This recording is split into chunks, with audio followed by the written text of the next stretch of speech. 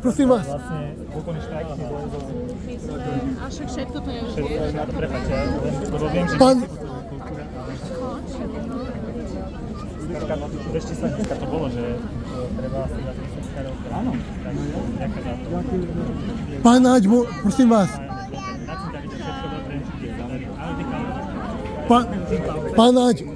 Pán Naď, prosím vás, môžem jednu otázku, prosím vás. Áno, nech sa páči, môžete. Chcel by som, ak chcela, že aké riešenie, ak chcela, urobili, prepáčte mu, ešte raz, prepáčte, ospravedlňujem sa. Pohode, nebojte sa, ja vám poviem v kľude.